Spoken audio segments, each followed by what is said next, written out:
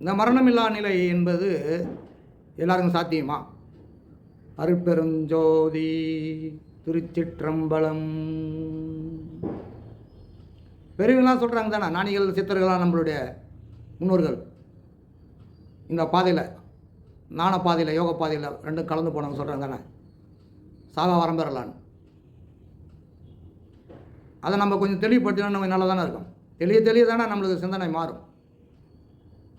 இந்த அழகிரி சித்தர் கூட ஒரு பாடலில் சொல்லுவார், ஊற்ற சடலமடி உப்பிருந்த பாண்டமடி, ஊற்ற சடலமடி உப்பிருந்த பாண்டமடி, மாற்றி பிறக்க மருந்தெனக்கு கிட்டும் என்றால் ஊத்த சடலமிட்டு என் கண்ணமாம் உன்பாதம் சேர்வேனோ. ஊத்த சடலம் நவதுவாரம் 9. இது அழியும் தேகம், பஞ்சபூத தேகம், காற்றுடம்பு காணாமல் போயிடும். இந்த தேகத்தை மாற்றிக்கணுன்ற அழகிரி சித்தர். ஊற்ற சடலமடி உப்பிருந்த பாண்டமடி. ஒரு நாள் தூங்க பல்லு வாய் நாரும், மூத்தரம், காது, செவி எல்லாமே குப்பை சேர இடம். தோலெல்லாம் அழுக்கு, மலஞ்சாடுற உடம்பு, நோய் நொடி வரக்கூடியது, உண்ணுகின்ற உணவும் அதுதான்.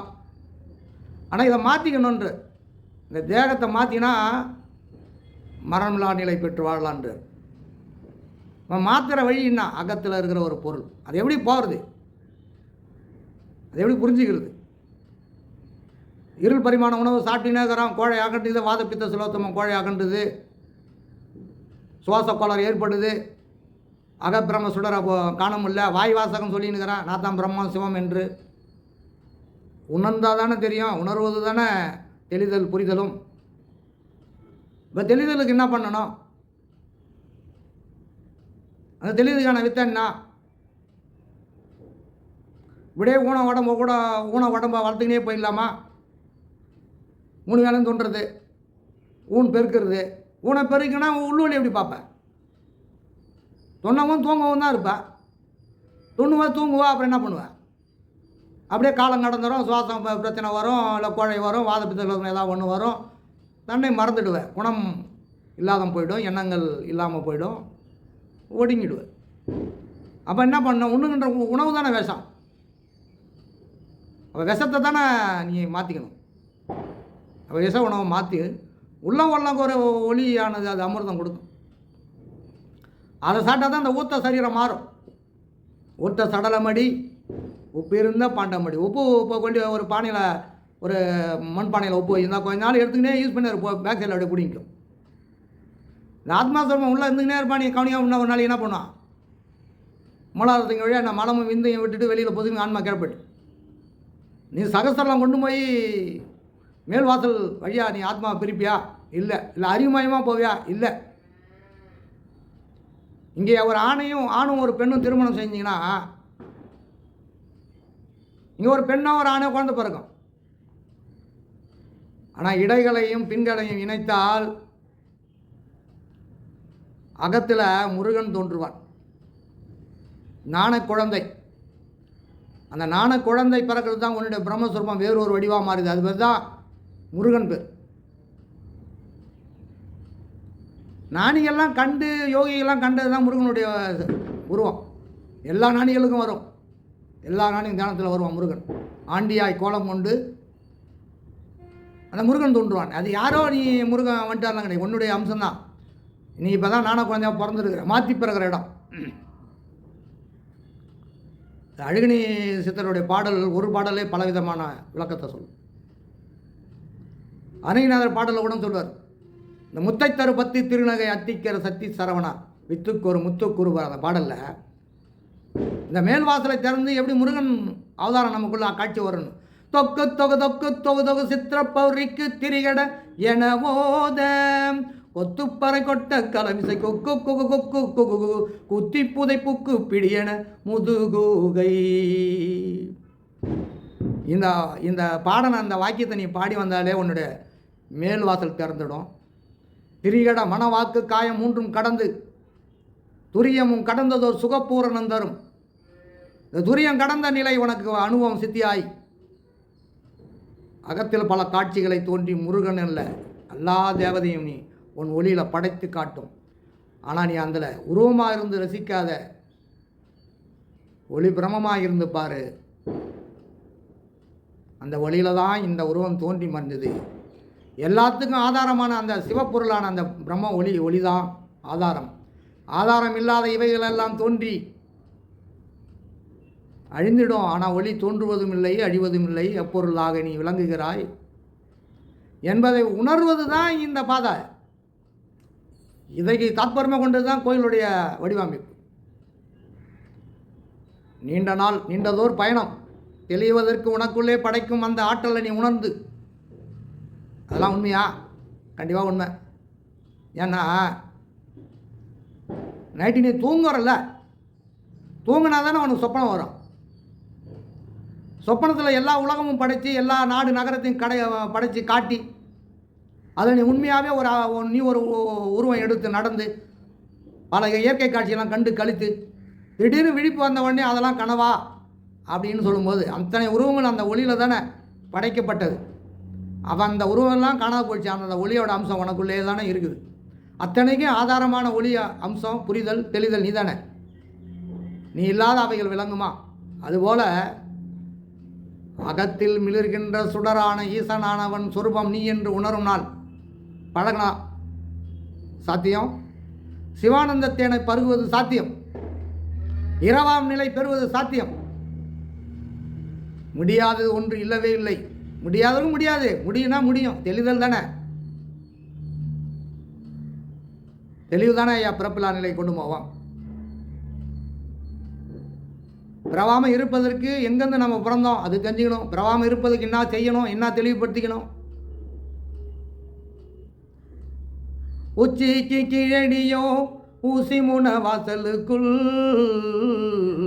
மச்சிக்கு மேலேறி வானுதரம் தான் எடுத்து கச்சை வடம்பூரி காயலூர் பாதையில் வச்ச மறந்ததல்லோ என் கண்ணம்மா வகை மோசமானேண்டி. உச்சிக்கு கீழே சகசிரதளத்தின் கீழே உள்நாக்கு மத்தியில் மனோன்மணி பீடத்தில் ஊசிமுன வாசல் என்ற ஒரு வழியில் நெருப்பாறு கடந்து நினைக்கின்ற தீச்சுடரில் நனைந்து கலந்து நெகிழ்ந்து அமிர்தம் பருகிறார். பருகி இந்த மேனியை பொன்னார் மேனியாக மாற்றி பார்க்கடல் அமுதத்தை உண்டு பரம்பொருளாக மாற்றும் தன்மை உனக்குள்ள இருக்குது. மானிட தேகம் அரிது. மிக உயர்வுடையதாக கிடைத்த இந்த மானிட தேகத்தை மரணமில்லா நிலைக்கு மாற்றலாம் என்று குரல் கொடுக்க வந்தவங்க தான் நம்மளோட சித்தர்களும் ஞானிகளும். உலகத்தையே பண்ணுறான், உலகமும் பண்ணு, உன்னையும் நீ அறிந்து கொள். அதற்கான நாளை ஒதுக்கி உன்னை நீ தெரிஞ்சு நித்தம் பழகு. பழகினா சாத்தியமானது தானே. முடியாது என்ன, கோயில் போகிறோம், சாமி கும்பிட்றோம், அதெல்லாம் ஆரம்பிச்சுச்சா, ஓடி வரோம், பாண்டி பிள்ளைய பார்க்குறோம், குடும்பம் பார்க்குறோம், அதெல்லாம் தேவை தான், கடமை செஞ்சு தான் ஆகணும். அது இன்னும் ஒரு சில நேரம் ஒதுக்கி நானும் உபதேசம் கேட்டு உன்னை நீ அறிந்து தெளிஞ்சு பயணம் பண்ணால் தானே மாட்டு இதே கிடைக்கும். இதுனா நிஜமான வாழ்க்கையா? நீ எல்லாம் காலமுறை ஓடி உழைத்து வயசான பிறகு அந்த காசு பணத்தை பொருள்லாம் வச்சு என்ன அனுபவிக்க முடியுமா? இல்லை கூட தான் வருமா? தேவைக்கு தான். பணம் காசு பொருள் எல்லாம் தேவைக்கு தான். தேவையை மீறி தேவை கிடையாது. நீ பிறந்ததுக்கான நோக்கம் என்ன? பிறவாமல் இருக்கணுமே. பிறவாமல் இருக்கணுன்ற அன்பர்களுக்கு சொல்கிறேன். எனக்கு பிறப்பு தான்ப்பா தேவை, நான் பிறந்து தான் ஜாலியாக இருக்கணும் அப்படின்றவங்களுக்கு நான் இந்த கருத்தை முன்வைக்கலை. தெரிஞ்சவங்க இடைவிடாத முயற்சி இந்த பாதையில் வந்து விட்டுட்டு இருப்பீங்க. இல்லை பார்த்துக்கலாம், இதுக்கப்புறம் பார்த்துக்கலாம் அப்படின்னு நினைப்பீங்க. இல்லை அங்கே நம்ம எங்கேயோ யார்கிட்ட ஒரு குருமார்கிட்ட போய் இல்லை உபதேசம் பெற்றிருப்பீங்க, பழகிருப்பீங்க, தேவையில்லை என்பது பார்த்தல நம்மளுக்கு எல்லாம் தெரியும். அப்படிலாம் இல்லை. நீ பழகணும். ஏன்னா மாயை கலப்பு ஏற்பட்டால் எப்போ ஏற்பட்டாலும் மயங்கிடுவான். அழகடி சித்தர் சொல்லலை, எல்லா சித்தர்களும் சொல்லியிருக்கிறாங்க. அன்னைநாதரே சொல்கிறார், வாதினை அடைந்த வேல்விழிய தம்மை மாயமது ஒழிந்து தெளியோனே. மாய வாதனையில் இருக்கிறோம். இந்த மாய வாதனை சிந்தனையை விட்டு தெளிவுபடுத்தணும். தெளிவுபடுத்தும் போது தான் உனக்கு அந்த சிவநிலை வரும். அப்போ அறிவை கொண்டு தான் விளக்கணும். நான அறிவுனா என்ன? எது நிலையானது நிலையற்றது என்ற விசாரணை விவேக அறிவு தான் நான அறிவு. அப்போ அந்த தேகம் நிலையானதா இல்லை, மனம் நிலையானதா இல்லை, கரணங்கள் அந்த கரணம் கிடையாது, ஞானேந்திரியம் புலன்கள் வாசல் வழியாக செயல்படாது, எதுவுமே கிடையாது. உடம்பே போய், உடலால் உற்ற கரணங்கள் அத்தனையும் போய். உள்ளகிற மெய்ப்பொருள் எப்போதும் உண்மை. அதை போற்றி பணிந்து தெளிஞ்சு தினமும் உன்னை நீ வணங்கி இன்பமாக இருந்து எல்லா உயிர்களும் இன்புற சிந்தனை பண்ணி இருப்பது தான் இந்த பயணம். இதுக்கு தான் நம்ம இந்த பிறப்பு வந்திருக்கிறோம். இதை நீங்கள் எல்லாரும் கடைப்பிடிக்கணுன்றதுக்காக தான் இதை நம்ம சொல்ல வரோம். முயற்சி பண்ணால் முடியாதது எதுவுமே கிடையாது, எல்லாம் உண்டு. அதனால் முயற்சி பண்ணுங்கள். எட்டாத புறவியடி ஈராறு காலடியோ விட்டாலும் பாரமடி விதி மோசமானாக்கால். எட்டாத புறவி தான் இது. வெள்ளக்குதிரை பிடிக்க முடியாது அப்படின்னு நீங்கள் முடியும். எட்டாத புறவியடி ஈராறு காலடியும். இந்த இடங்களை மின்களை முடித்தா 6 சக்கரத்தையும் மேலே சக்கரத்தில் கொண்டு நிறுத்தி பார்க்கலாம். ஏன்னா சுவாசம் தான் நம்முடைய எண்ணாலை வரக்கூடிய சுவாசல் தான் வருது. அப்போ சுவாசம் அடங்கின பேச்சை குறை மூச்சு கவனி. பேச்சையை குறைச்சி மூச்சை கவனித்தாலே நம்மளுடைய எண்ணங்கள்லாம் அப்படியே கொஞ்சம் கொஞ்சமாக குறைஞ்சி வரும். எண்ணங்கள் குறைய பார்த்தீங்கன்னா விவேகமான அறிவு உன்னுடைய சுடரானது. உற்று பார்க்க ஒளிவிடும் பிரம்ம சொருப நிலை உனக்கு தெரியும்.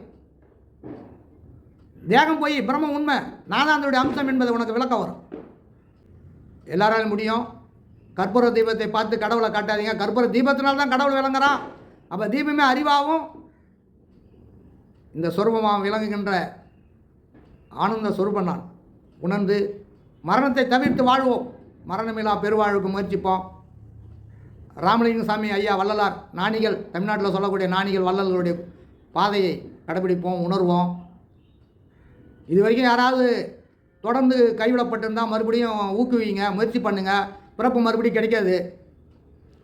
எந்த ஈகோவும் எந்த இது வேணாம். ஈகோவை எடுப்பது தான் மாயை முடிச்சு. ஈகோன்னு ஒன்று இருந்தால் தான் மாயை. அந்த மாயை நீ அகற்றிட்டா உனக்கு பிறவி மாறிடும். எல்லாரையும் ஒரு பொருளாக பாருங்கள். திருச்சிற்றம்பலம் அருட்பெருஞ்சோதி. மீண்டும் சந்திப்போம்.